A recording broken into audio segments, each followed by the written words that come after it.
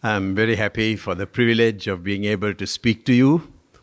Uh, I've got, over the years, I've been in Youth for Christ. I work for Youth for Christ in Sri Lanka and been with them for 46 years now. And over the years, I have got a lot of gentle rebukes from my friends, especially friends in the West, saying that I'm working too hard. And they fear that I will end up with burnout. I have thought about it a lot. And because of this, and also because I'm now working, I stepped down from the leadership of the ministry 11 years ago. And now I'm working as a mentor to our young staff and to pastors, to people of other organizations. So that's my full-time job now. And I see the dangers a lot. So I decided I'm going to write a book on it, and Secrets of Long-Term Freshness in Ministry. And this is what I will share today and tomorrow and day after, just 2 chapters of this book. I've asked the question, does hard work lead to burnout? That's the question that I've asked often. And I fear that idea has come from a fast-paced society that is where success is measured by celebrity status, and people are driven to succeed following unbiblical measures of success. And that plus the problem of insecurity that all of us struggle with. We all struggle with some sort of insecurity. That plus these expectations can cause us to be over-discouraged by failure, to work hard to overcome our sense of insecurity, and resulting in burnout. So the problem is more insecurity coming from a very competitive type of culture, celebrity type of culture, rather than hard work. And so I think, of course, we can't, the Bible says we have to have a Sabbath, and that's something that we have to religiously keep. So that's my basic sort of idea, that's where burnout comes from. That's too simplistic. Okay, that's one reason, right? Related to hard work. So let me share. I'm going to look at, use Colossians 1:29 as sort of a base for what I'm sharing today. Next time, I want to share about the whole question of maintaining our joy. How can we maintain joy with all the disappointments? Another reason, I think, for people losing their freshness is the disappointments and the disillusionment that they face in ministry. So today, it's on hard work. Right? In 2 Corinthians 11 and verse 27, Paul talks about his own life in terms of toil and hardship, many a sleepless night, hunger and thirst, often without food, cold and exposure.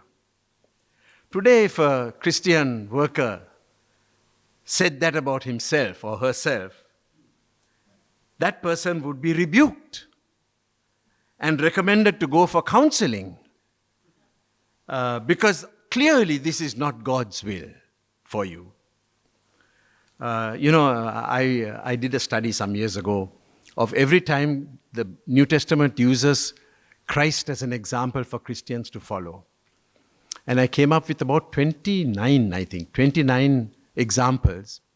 23 have to do with servanthood and suffering. 23 So if you want to be like Jesus, we have to, be ready for servanthood and suffering. So Paul, in the passage that I mentioned, talks about evangelism and nurturing. He says his goal is to proclaim Christ so that we can present them faultless or rather perfect before Christ at his second coming by implication. So he says, Colossians 1:29, for this, that is evangelism and discipling, I toil, struggling with all the energy that he powerfully works within me. For this, I toil. Evangelism and discipling is hard work.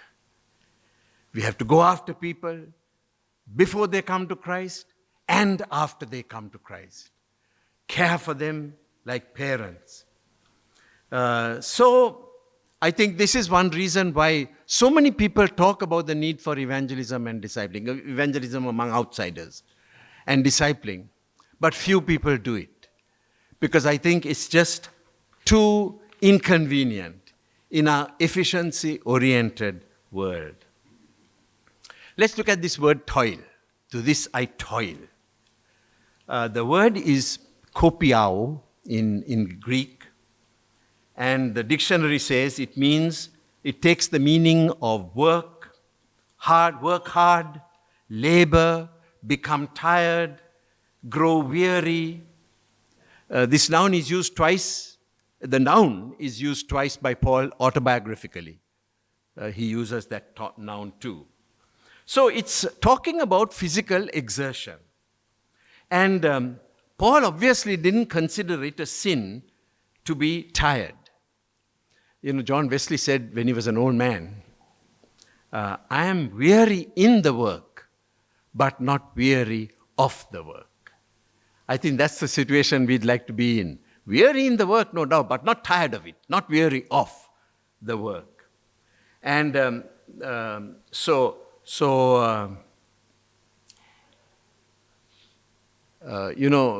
we are counseling people and discipling people, very often I tell myself, why does this guy have to act so stupidly when I am so busy? I just don't have the time. But if you're a spiritual parent, when the child is sick, the mother doesn't say, it's not in my diary, I don't have time for this. We have to give the time. That is part of toil in ministry. Our spiritual children, when their problems come up, we attend to them. It's the same with the ministry of the word. I mean, y'all are ministering the word, evangelists are ministering the word, but they have to know the word. And finding out about the word is difficult work. It's one of the biggest challenges I face because if you want to find out, sometimes you get polluted trying to find out what people are thinking. It takes so much time to understand what's happening. And then we have to study the word. And when we do all of that, we can end up exhausted, tired. I must say that handling the word, because we believe in the word, I think belief in the power of the Bible has a rejuvenating effect to us. George Muller said, the scriptures have a recuperative power upon our lives. And there is something about preparation to preach which rejuvenates because we're handling truth. Sometimes I'm really discouraged and I don't want to preach, but what to do is my job. I have to do it, So I take my notes and start reading the notes and I get fired up again. This is true. This is true. And I can tell this to people with conviction. So I preach and come back to the discouragement. But while you're preparing, there is energy that comes. But it's hard work. George Campbell Morgan, who was minister of before Lloyd Jones at the Westminster Chapel, he was asked the secret of his success as a preacher. And he said, I always say to them the same thing: work, hard work, and again work. So we toil. Now, I must say that we must devotedly take a Sabbath. I say that again. I think that's something very important for us. We do that as an act of faith, however busy we are. If God has told us to do this, He has told us to do this because He thinks it's right for us to do that. So as an act of faith, we take a Sabbath and we affirm, Lord, it's not I, but you who's doing the work. So that's important. We need to delegate work to others. We are not messiahs who have to do everything. We delegate things to others. But so therefore we give priority to nurturing people to whom we can share our responsibilities. But we know that if we live this balanced life, and I think the balanced life for most of us is the cross. Our cross is a balanced life. The children are crying on one side. We have to prepare messages on the other side. And then there are all these people calling out for needs. To doing all of this is difficult. But if there are sources of renewal within that balanced life, we will be refreshed by the tension. We will be refreshed by God providing answers to the struggles that we have. So, we toil. Now, let me say, however, that we have to listen to the warning signs. There are warning signs when you're toiling. An unusual weariness that hits you. This comes to me quite often. I feel unusually weary. And somehow I arrange my schedule so that I can take a day or two just away. If we are that, then listlessness, no energy, feeling that you don't have. That's a sign from our body. We need to listen to our bodies. The body is saying something. So we need to do that. Irritability. When my colleagues are getting unusually angry, I ask the question to myself, not to them, has this guy fallen into sin? Or is he not having enough sleep? Irritability can be. Now, when we are like this, we can go on working hard. Work. That's the insecurity coming in. We work hard. And doing that, we can do irreparable damage to our body and our mind. It is dangerous to live in a perpetual state of emergency. I can tell you that because we've had wars, we've had riots in our country, we've had tsunami, and during those times, you're just working, but I make sure that our staff don't live in a perpetual state of emergency. They have to take off and listen to their bodies. So sometimes we push our bodies to an extreme. We may have to push our bodies to an extreme for a short period. But that's the exception, not the rule, not our normal way of living. So we listen to the body. Then we take seriously warning messages from our family members. They are the ones who see us closest. And family members are the most important people in our lives. And if they are worried about our lifestyle, then we need to take it seriously. Sometimes we are so involved in our work that we don't understand the extent to which we are hurting ourselves and our families. Our loved ones notice the damage. And very often we disregard what they have to say. Very often we say, don't you know that I have to obey God's call? And I have worked more with men than with women. So the man says this to the woman, and the woman was the best girl in the youth fellowship. She was the truly committed Christian. So as a committed Christian, How is she to fight with God? She says, okay for 10 years. After 10 years, she realizes this is not God's will. This is his own disobedience. This is wrong. We are having an epidemic of this problem in Sri Lanka at the moment, where wives are upset with their husbands. One of them, a pastor's wife, has become a Buddhist and filing for divorce. Others are really struggling. And so we need to listen to them and talk regularly with our family about our schedules. There are ones in our family who are sensitive to this. I have a son and a daughter. My son is in ministry. He never scolds me for working too hard. But my daughter, she will ask me questions. Why are you doing this? Do you have to do this? And I have learned to listen to my daughter and, of course, my wife. Regular conversation promotes understanding and prevents the growth of bitterness. If you sense that your spouse is in a bad mood, I can bet that the temptation you will have is to ignore, because it's too painful to bring it up. It's too unpleasant to bring it up. But that decision could be disastrous. We could be helping to grow a mountain of bitterness. So we need to nurture our family's understanding of what we are doing as one of our key responsibilities in ministry.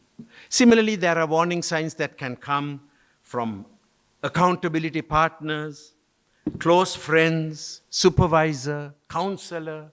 These are people who can help us realize if we are going. So others see what we may not see because we are so gung-ho on what we are doing that we may not sense that. Okay, so he says he toils. Then he says, I struggle. The word struggle is one of these nice biblical words, agonizomai. It's used for wrestling. Epaphras is wrestling in prayer for you. That word struggle talks about the battle for souls. If the toil is physical energy being used up, the struggle is more spiritual and emotional draining that takes place in the process of ministry. And that ministry can be emotionally draining. Paul tells the Galatians, my little children, for whom I am again in the anguish of childbirth until Christ is formed in you. Elsewhere he said, there is the daily pressure of my anxiety for all the churches. Who is weak and I am not weak? Who is made to fall and I am not indignant? Ministry is emotionally and spiritually draining. And, many of us, I working with Youth for Christ, we are working with totally unreached people. And their backgrounds, they don't know Christian values at all. And we are called to disciple these people. I constantly tell our staff, one of our callings is to do what Jesus did for us. He bore our shame. In the same way, we bear the shame of the young people we disciple. They go to churches and mess up. They try to change the church overnight. And then whom do they blame? Youth for Christ. But that's part of ministry, working with people. But it's difficult. Today, many people think it's a waste of time.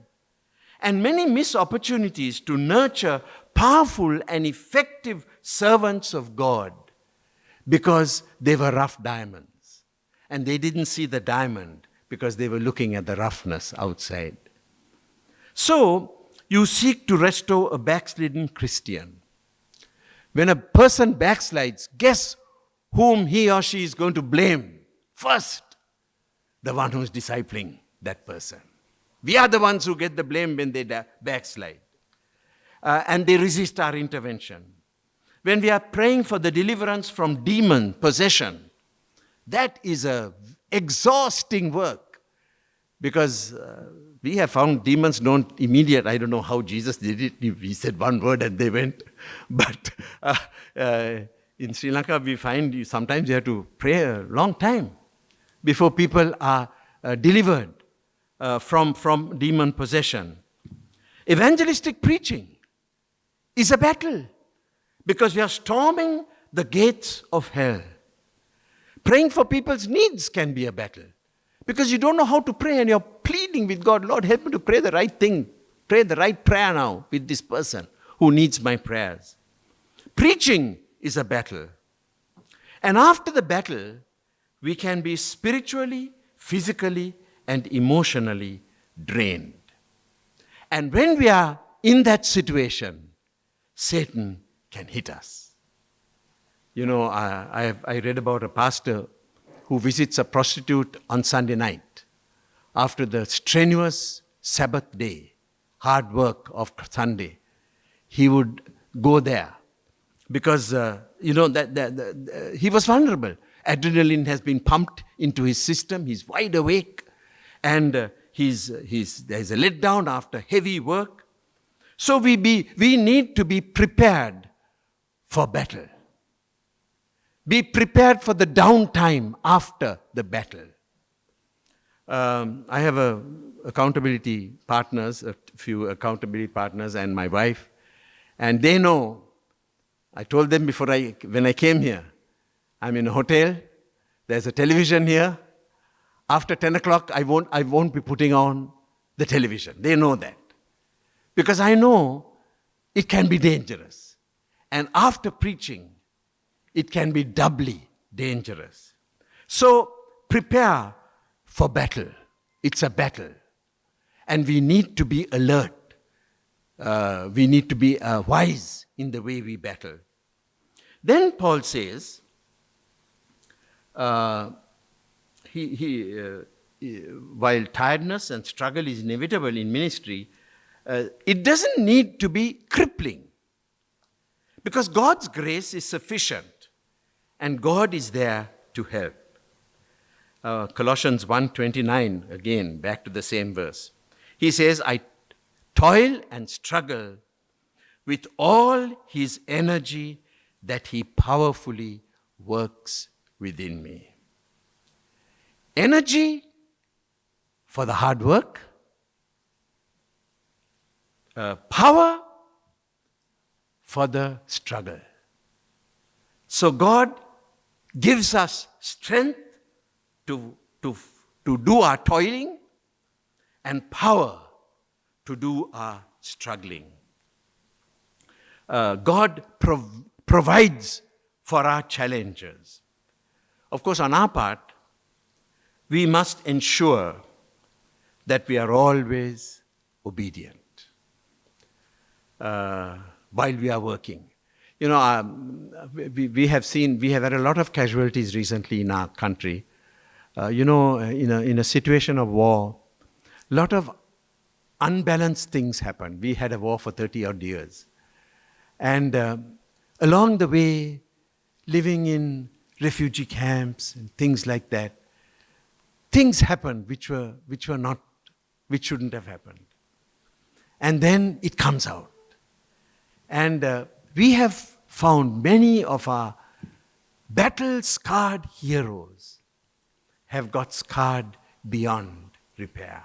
Well, not beyond repair, but God can repair. But serious problems have happened. So we have to be very careful for toil and struggle. So we have to be, on our part, make sure that God's grace comes into our life. That's one of the important things. And we need to discipline ourselves. That's why we talk about spiritual disciplines, are means by which grace comes into our life. I'm a rather indisciplined person. I don't work according to schedules. I hate to shave, but I have to do it. not like these guys who can manage without shaving. And I'm not a routine person at all. I have a staff colleague who looks after my vehicle, and he makes sure that everything is looked after, because if I was left to look after it, it would have been a disaster. So I'm not at all a regular person. But for the last 60 years, I'm 74 now, I gave my life to Christ when I was 14. For the last 60 years, there's one thing that I've tried to do without exception. And that is to have my time with God, reading my Bible and praying. And after 60 years, it is still a battle, because I'm not a routine person. It is still a battle. But I know that if I neglect it, I'm finished. If I neglect it, I'm finished. I have another chapter in this book talking about how we can thirst, how God gives us a thirst that becomes a means through which we receive from Him. And one of the things we have to really pray, blessed are those who hunger and thirst after righteousness. And very often our thirst comes from times of deep despair that God could use to create within us, like Psalm 42. As the young deer pants after the water brooks, so my soul longs for you. That was when God seemed to be so far away. And He said, why are you cast down, O my soul? 3 times in Psalm 42 and 43. He keeps repeating. He's preaching to Himself. Why are you cast down? So God gives us a thirst that makes us feed ourselves from the Word, from books. I try to read an article every day. I'm a slow reader, so it's a little difficult. But a lot of the things that are said now are strategic. And I think it's very important that we be strategic, that we know the world we are in. And a lot of the reading today is strategic. Not enough is intended to feed the soul. There was a pastor who left the ministry, and he left his books in the church library, in the church office, when he left the ministry, when he left and went. The next person came and looked at his books. The early books were, for the most part, theology, Bible study, exposition, that kind of book. The later books were almost all strategy, leadership, management. Now, these things are important, but we must feed our souls.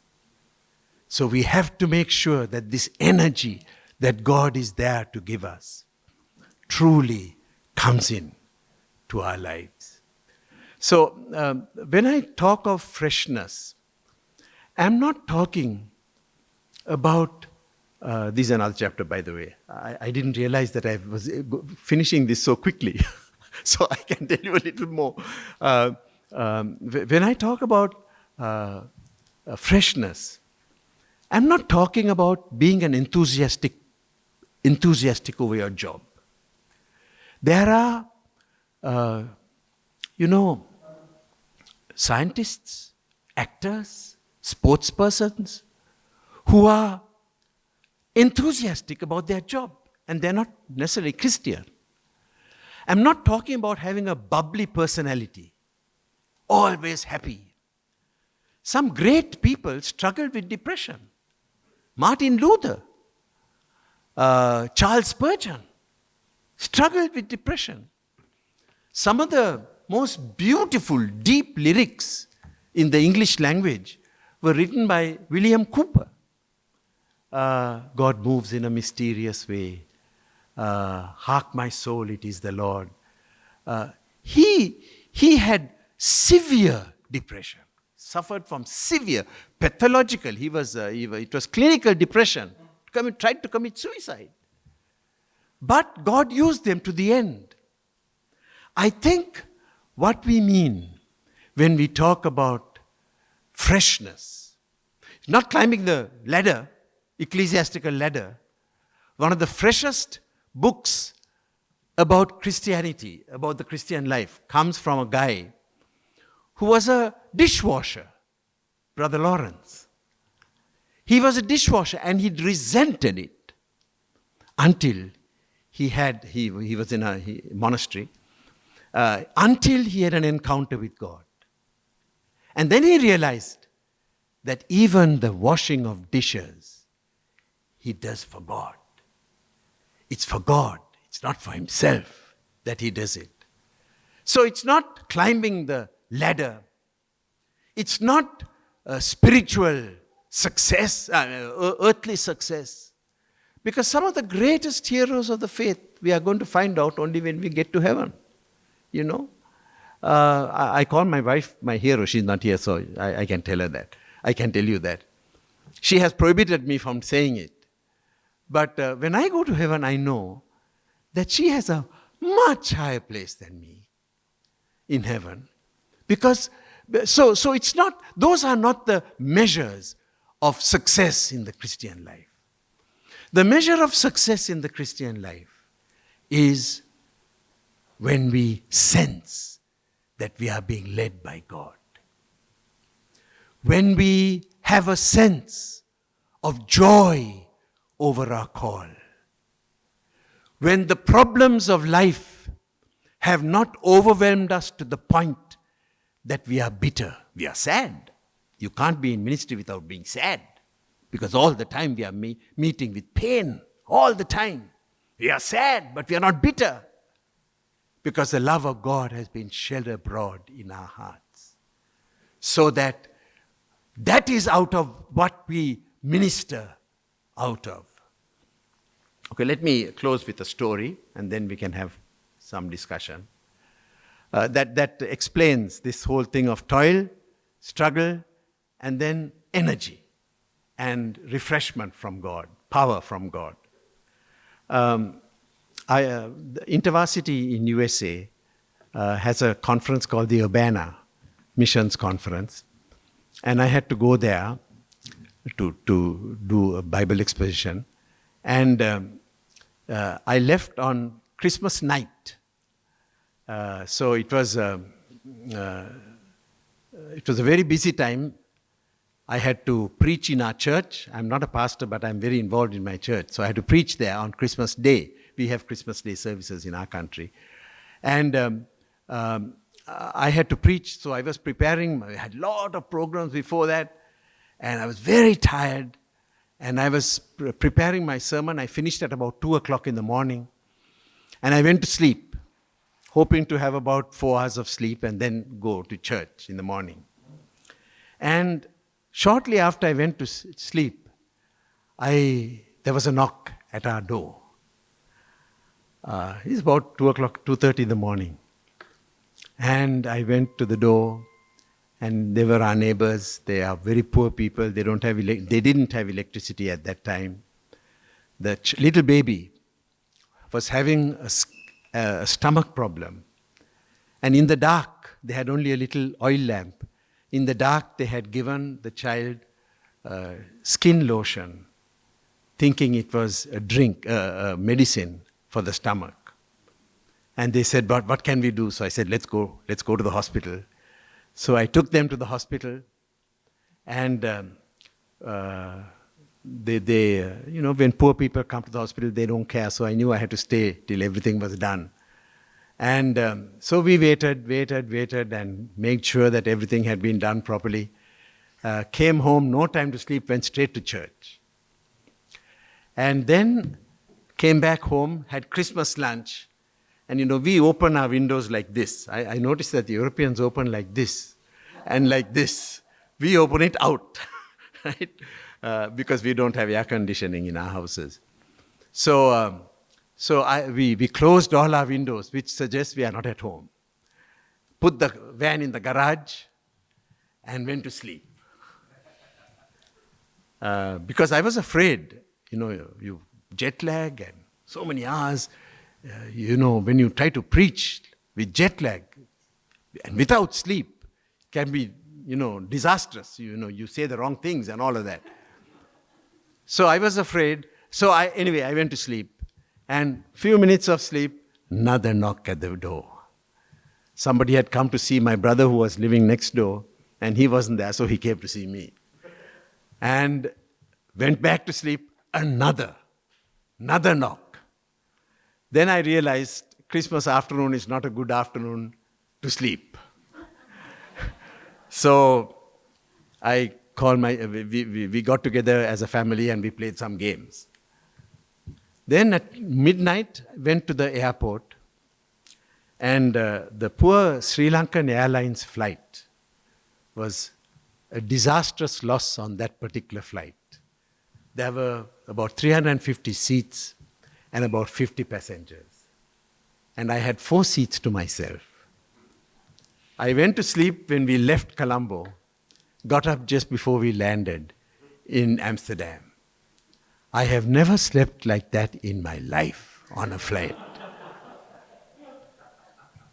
And I realized God knew. When that person came to our house, God knew. And so God has a way of meeting our needs.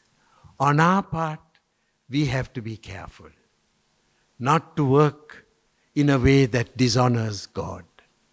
And a lot of it comes out of wrong motives, out of our own insecurity. And we have to deal with those. Okay, that's what I wanted to share. If you have anything to say, I think...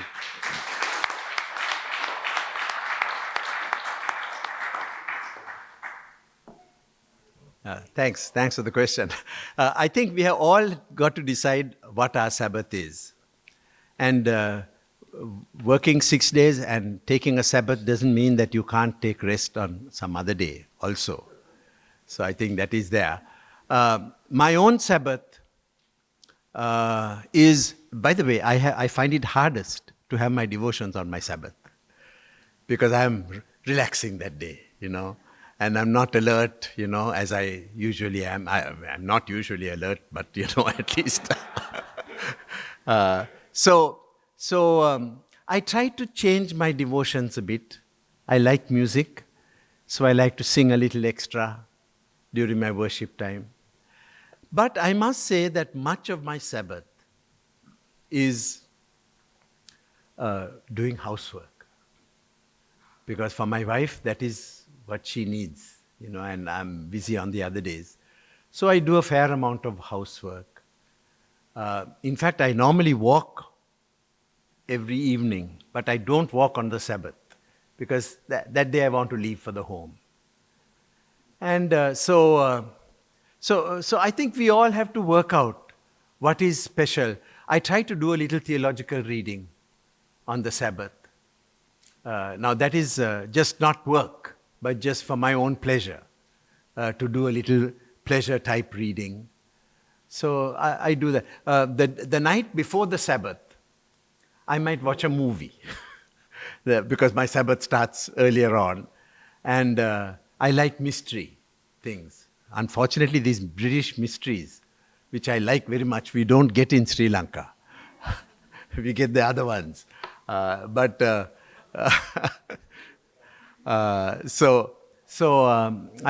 Maybe I'll do that.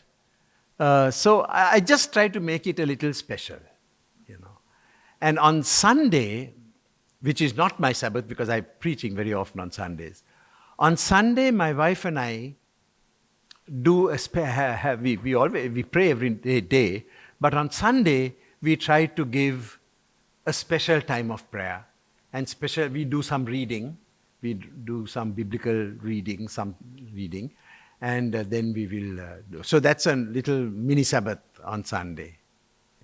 I might say that Jesus said the story of if your cow has fallen into the well. So sometimes there are emergencies. And, if something like that is there, we need to respond. So, I might ask this because I'm younger. Can you explain a bit of the growth that you experienced that you can share this with us now? Okay. Growth-wise, I mean, I came from a Christian home, so I had it was a advantage and a disadvantage. But I think it was mostly an advantage to come from a Christian home. So my growth was firstly, I think, coming to understand that God had a plan for me. I come from a fairly brilliant family, and I was the only one who was not brilliant in the family.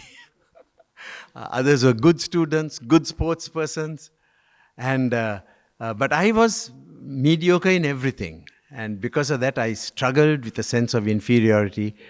So a lot of my growth was coming to understand that God loves me.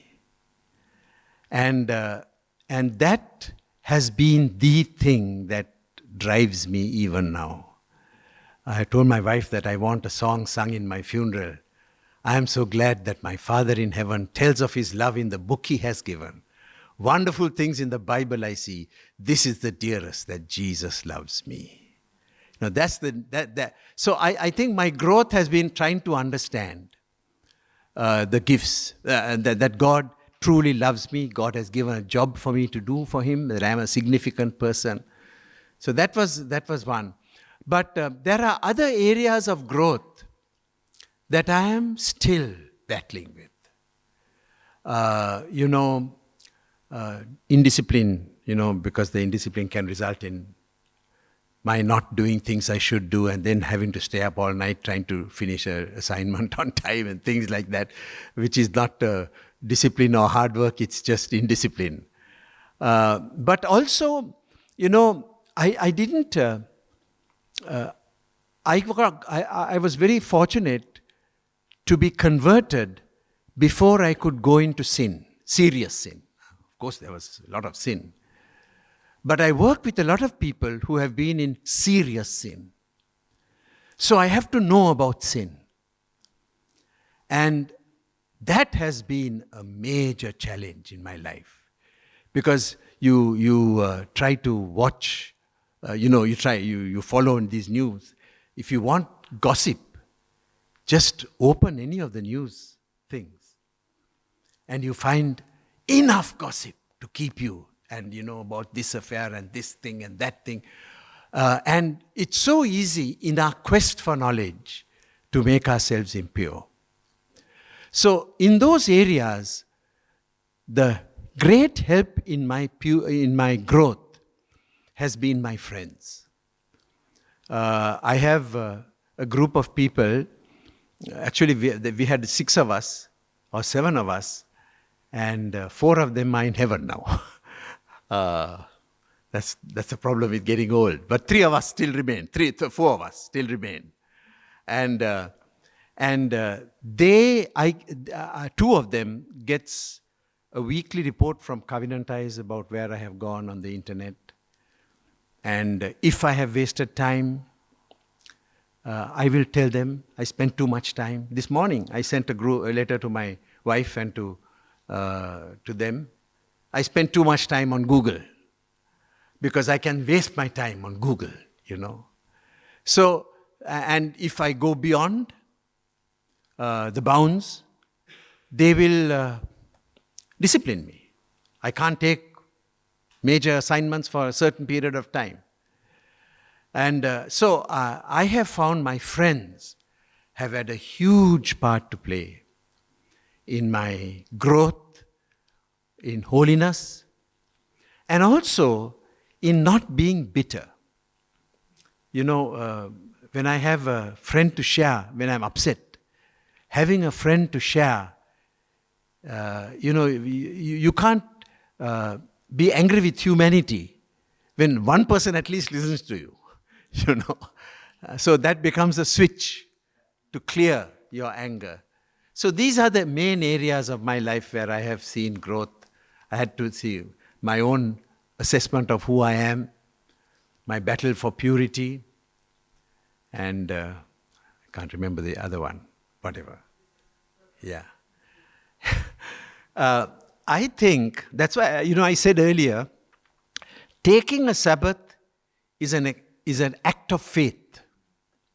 It's a proclamation of faith that it's not us, but God who is working. And I think in faith we obey. And so I don't know what else to say. I mean, I think sometimes we are too busy. I mean, in the sense the structure under which we work keeps us too busy, which is wrong. And there has to be a change in our structure, in our schedule, in our plan, in our responsibilities. So that may be one, but I think basically it's an act of faith. We have to decide. Before I came here, my grandchildren who live far away were coming for 2 days. And I want to somehow finish my preparation for this conference before they came, so that I'm a retired man, so I can give 2 days for them. So I worked, and somehow finished all the preparation. And then I had 2 days with my grandchildren. But it was an act of faith. God will look after. I have to do my part. But after that, you leave it to God to take. So I think we need, it's an act of faith. A Sabbath is an act of faith. Right. Yeah, I think one of the big challenges in today's world is that after adrenaline is pumped, for relaxation, we go to adrenaline pumping recreation. That's one of the big problems. So we might watch a violent film that increases our stress level. So in my case, it is just that I have to be careful. I just try to be careful. Now today, I'm speaking in the evening also. So I can't watch the television because it's too late, I have promised. So I have to do something, and probably I'll read. Now reading is one of those adrenaline lowering things, So I think we have to just think about our own person and make sure that we don't increase, but try and decrease the level of our stress, in that. So, yeah, I used to take, nowadays you don't have CDs much, and I'm not into Netflix and all of that. But I used to take British mystery stories with me, videos. Miss Marple, Murder, She Wrote, Lewis, and things like that. Because I found that, even though it has to do with murder, I found it relaxing. Our fallen natures, I guess. So I think we have to find out what we need to do. If we can be with friends, that's ideal. I have preached sometimes at a conference in England called the Keswick Conference. And after that, in the evening, all the speakers get together and we really have a jolly time, And these are ways in which, you can